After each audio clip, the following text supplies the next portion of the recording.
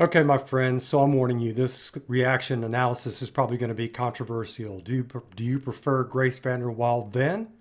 But I don't know what they are. See, Or now? walk around the entire world, but you're still heading up for what you started with first. Spit out money and you offer our laws. Then? Dancing flames in its glass castle. Or now? The television told you if you got it beware, within 5-6 months you'd be playing Japan. And one more time.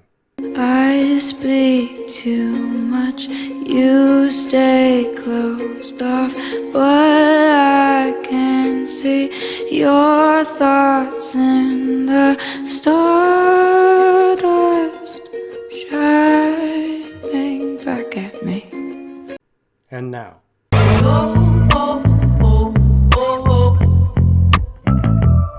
you don't know.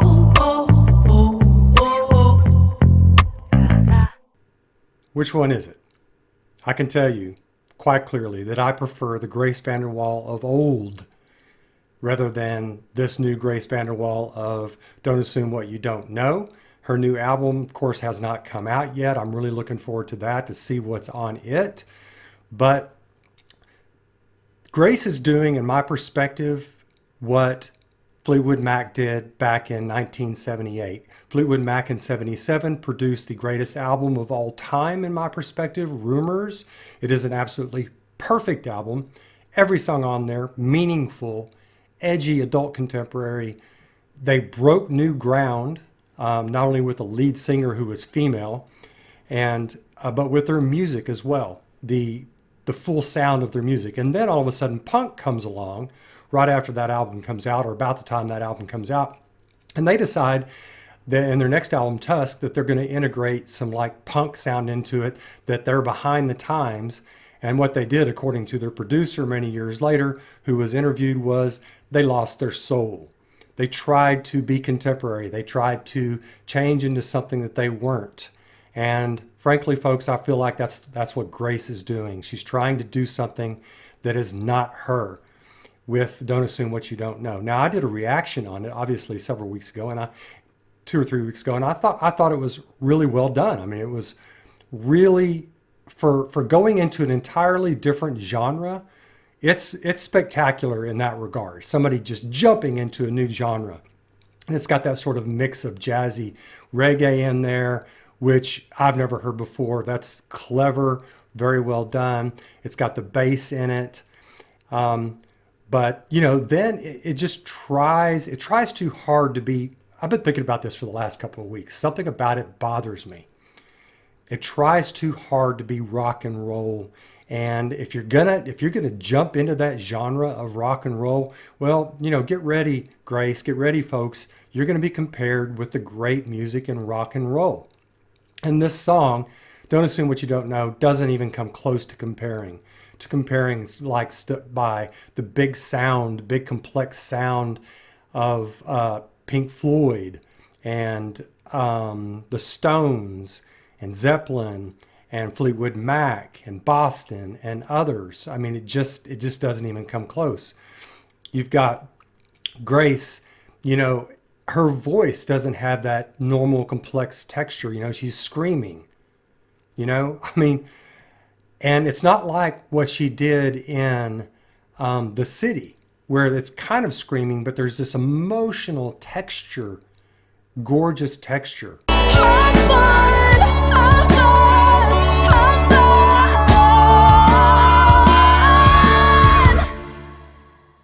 to that. It's like Grace, I mean, you know, whatever her reasons for doing the song, that's not my issue. That's whatever she wants to do. I mean, if doing this song makes her feel like she can express herself more openly, well, great. I'm really happy about that. But that's not why I'm here. I'm here to judge the final product, the music itself. And her early music Grace created a whole new genre of music. It is mature music from the get-go, from her first performance on AGT, and then all the way through those performances, and then her first 3 albums that came out, LPs and EPs that came out, and even the stuff and the other stuff she did, Today and Tomorrow. Extraordinary, exquisitely written stuff. And she did her own thing. So in that music. And so for a lot of people to say, oh, we're so glad that Grace is breaking out. No, Grace has always broken out. That's the thing I've loved about her. I mean, she's always done what she wanted to do. She told the folks at AGT, no, I'm not going to do another rendition of I Don't Know My Name. I'm going to do an original by me. 'Cause you don't hurt me. I won't.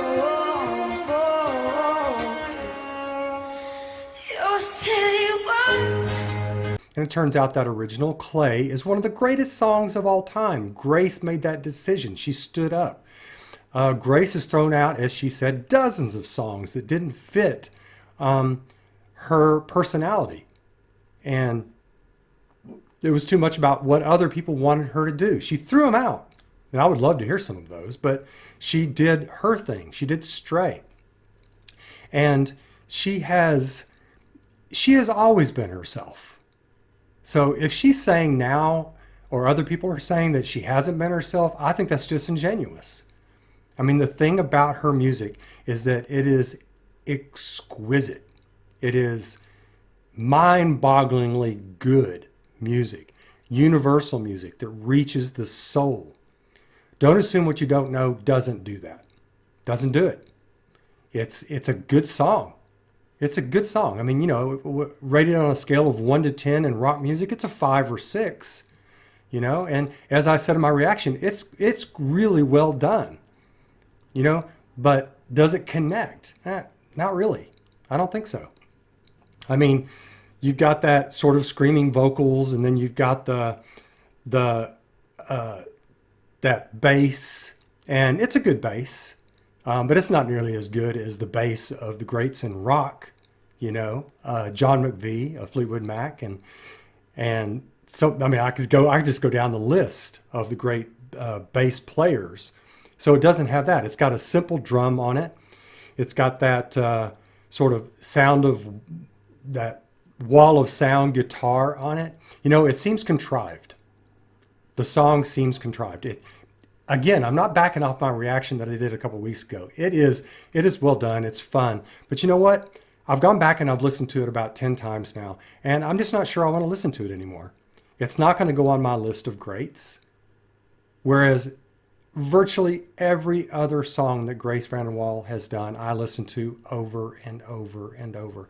And that even includes ones that other people have written, like Hideaway. Let's wrap a blanket round us and go flying into outer space. Brilliant song. Grace brings extraordinary texture and depth to that song. But Grace's quality in her previous music is just off the charts. How about In the Backyard? Let's lay down in the backyard, be cliche and watch the stars. Talk about how in comparison to the endless infinite, we are so small.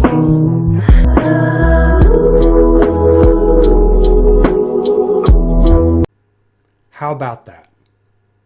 I mean, that is extraordinary, and it moves you. It moves your soul, you know?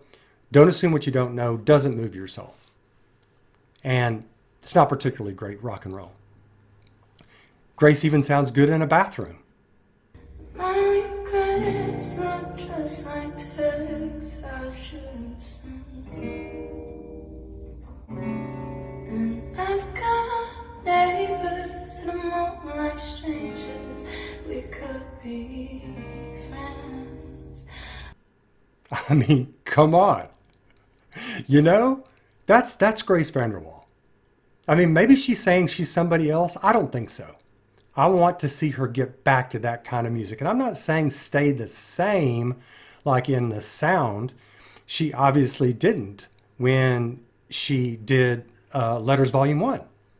I mean, Letters Volume 1 was a change, a big change, but it still had that emotional Grace Vanderwaal texture, the great writing, the more complexity in instrumentation, and that all the songs on there are Grace Vanderwaal.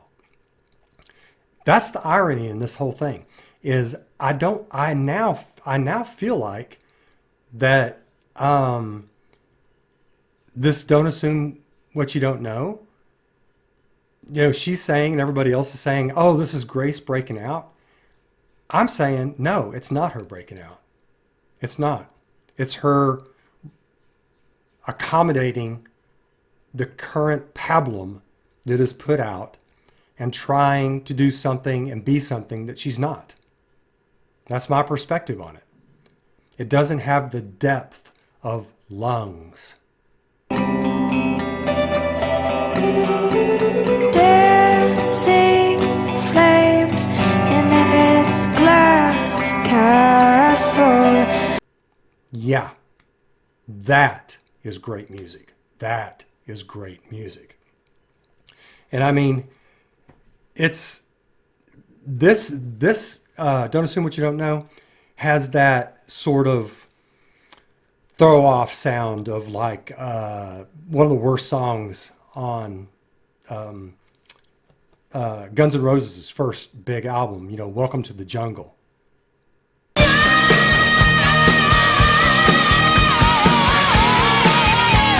Yeah, I mean, that's okay.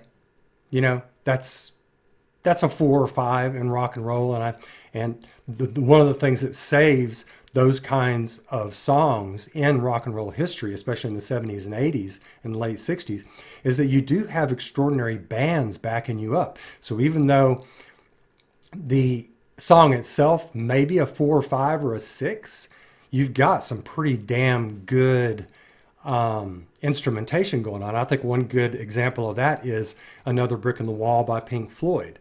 I mean, it's a catchy tune. It's a catchy tune. I mean, and Pink Floyd is the epitome of sort of cautionary tale. They're the cautionary tale band. You know, what happens when you get big? Or, you know, we're against, you know, modern so-called education, and we're not going to be another brick in the wall. But you've got David Gilmour's guitar bringing a 5 song to a 7 or 8 song.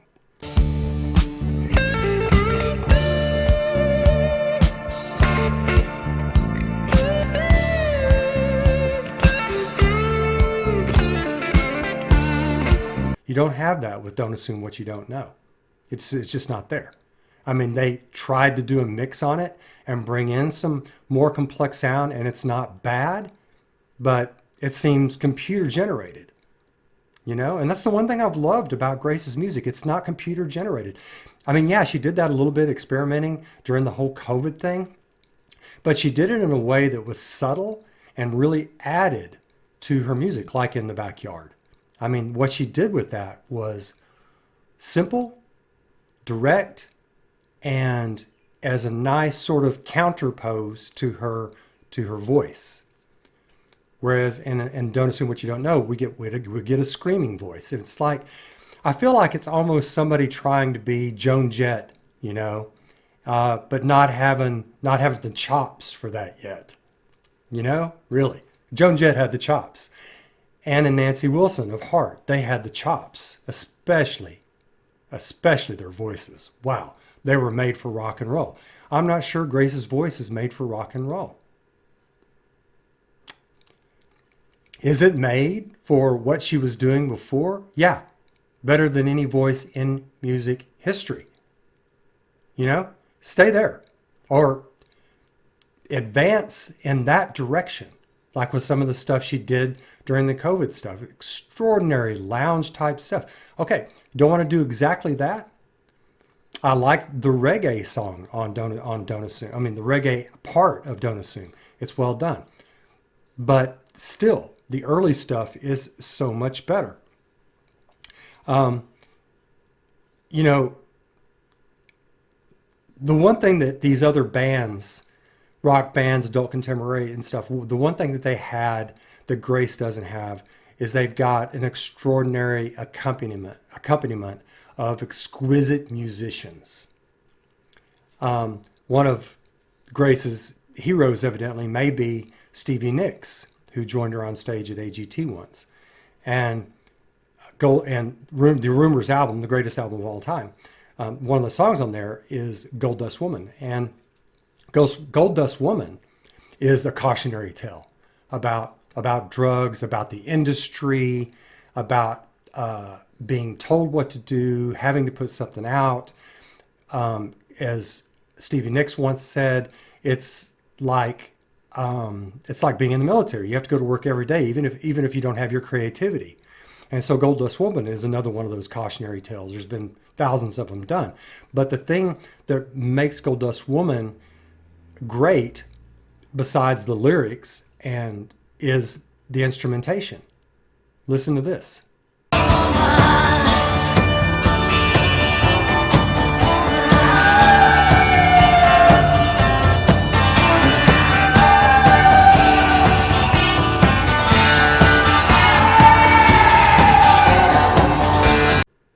Yeah, the end of Gold Dust Woman. And you've got that extraordinary production and guitar work by Lindsey Buckingham, and the backups by Christine McVie and John McVie and Mick Fleetwood on the drums.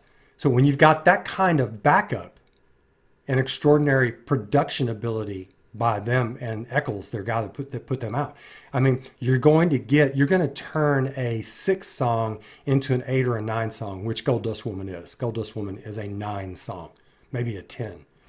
But Grace doesn't have that yet. She's jumping in, and God bless her. She's jumping in because she's got courage, and she's going to do something different. And by damn, she's going to do it her way. So, hats off to you, Grace, for doing that.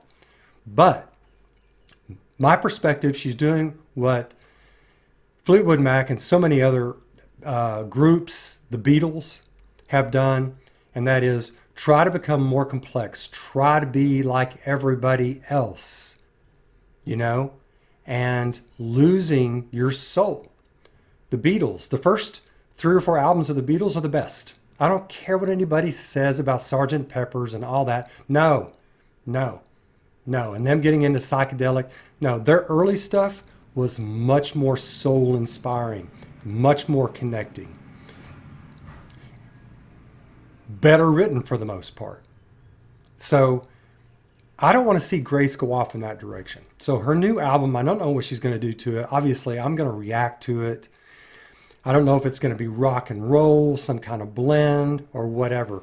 But what I want to see is a Letters Volume 2 that is like Letters Volume 1, but even more complex, more engaging even. Because Letters Volume 1 was exquisite. I listened to it all the time. And it's an extraordinary EP. I frankly, unless she's going to get an accompaniment, a group behind her of musicians, or somehow learn to do computer work that can match that kind of backup, I frankly would like to see Grace Vanderwaal move away from rock and roll. I don't think it's her genre. I think jazz is her genre. Reggae maybe is her genre. But I think really she should just stay in the genre she has created. She has her own sound. Nobody does it like her. Nobody does it better than Grace Vanderwaal. So I want to see her go back to that. Yeah, so I'm not sure what else to say on this. I've been thinking about it quite a bit. It's one reason why I haven't done reactions. I've really been thinking about this, seeing what I wanted to say. And I know there's a lot of people out there who are going to disagree with me. I mean, the folks over at the Vandervault are probably going to disagree with me. I liked Grace Vanderwaal then. I don't think she needs to change. She really doesn't. The essential aspect, the 95% aspect, doesn't need to change. Sure, you're going to grow up. You're going to see it differently. You're going to have some different sound to it. Fine. But this whole sort of defiance rock, it's been done. It's been done tens of thousands of times. You got to be really, really good to get that across in any kind of way that, frankly, I'm going to want to listen to. One of the interesting things about Grace Vanderwaal for me is her music quality in the first 4 years was so extraordinary that it made me stop listening to a lot of groups that I used to listen to because they just didn't measure up to Grace Vanderwaal. And now Grace is, hopefully not, but it looks like she's kind of moving into a direction of those people I'm not listening to anymore. I mean, how freaking ironic is that? Don't do it, Grace. Don't do it. Get out of rock and roll. Or if you're going to do it on a level of a heart. Or maybe a Joan Jett. Or, you know, or a Pink Floyd or whatever. But if you're going to do that, do it in your own way that is still has your soul in there, your gorgeous soul in there. Not freaking devil horns and all that bullshit, frankly. It doesn't work. It doesn't work. It looks put on. It looks TikTok-y. You know? That's this generation. This generation's music is shit. It is shit. 98% of it is crap. And I feel like Grace is following down that road because it's punk to Fleetwood Mac. They ruined themselves on punk and the music that was coming out in the late 70s and early 80s. And they lost their soul. They kind of sort of got it back a little bit later, you know, with Sarah and Gypsy and a few other things, but not enough. Grace needs to do the Sarah and Gypsy, but she needs to go back and add more complexity like Fleetwood Mac did with those two songs and still keep your soul. Not this crap. I mean, if she did it to get it off her chest, okay, great. Great. Glad you did it, Grace. Glad you got it off your chest. Now, hopefully it's done. Maybe do one or two more, but don't go back to rock and roll unless you're going to be able to do it with the kind of soul, authentic soul that you put in to your earlier music. To those 6 songs by you that I just played a little while ago, 10-second clips or whatever, and that kind of music.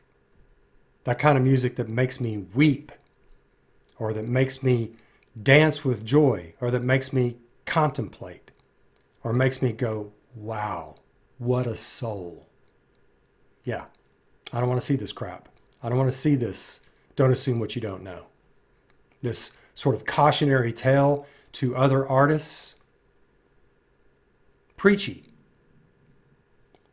It's crap. Yeah. All right, I said it. Tell me what you think, folks.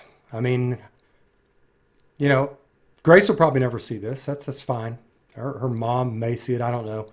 But the fact is, if Grace is going to continue to do this kind of music, then she's going to lose me. So I hope that doesn't happen. At least I've still got the first 4 years of extraordinary. So, you know what I'm going to do? I'm going to leave on the last few seconds of this. I'm going to leave it with a clip from one of her old ones. That's what I'm going to do. So I'll just, yeah, put it back in that mode. All right. Y'all, let me know what you think. I'll catch you soon. Take care of yourselves. Bye now. Rushing water at the takes you to